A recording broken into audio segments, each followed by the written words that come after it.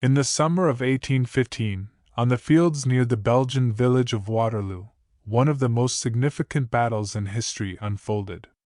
It was a battle that would determine the fate of Europe and change the course of nations. This is the story of the Battle of Waterloo.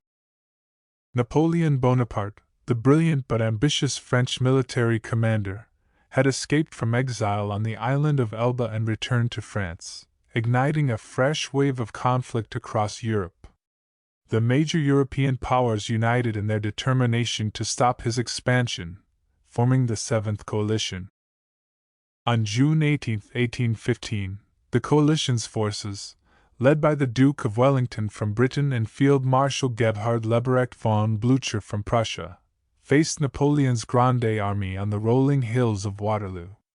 The weather was overcast, and the ground was soggy from recent rains, a crucial factor that would later influence the course of the battle. The battle began in the late morning, with the French launching a series of attacks on Wellington's British-led forces.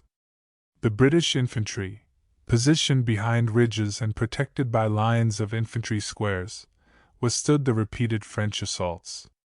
Despite fierce fighting, Napoleon's troops couldn't break through. Meanwhile, Blücher's Prussian forces were engaged in their own battle against a French corps led by Marshal Ney. The Prussians fought valiantly and managed to hold their ground, keeping a portion of Napoleon's army occupied and unable to reinforce the main French assault on Wellington's lines. As the day wore on, the situation became increasingly dire for Napoleon. His troops were exhausted, and their attacks were losing momentum. Seeing an opportunity, the British launched a counterattack, pushing the French back. By late afternoon, with the Prussians arriving to bolster Wellington's forces, the tide of the battle turned decisively against Napoleon. His once mighty Grande Army began to retreat in disarray. As the sun set on that fateful day, the Battle of Waterloo came to an end. Napoleon's dreams of European conquest had been shattered, and he was forced to abdicate once more. He was exiled to the remote island of St. Helena, where he would spend the rest of his days in isolation.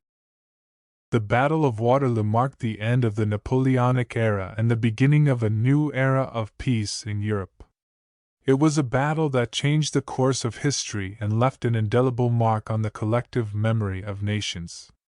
The fields of Waterloo, once a battleground, are now a place of reflection and remembrance, a testament to the courage and sacrifice of those who fought there.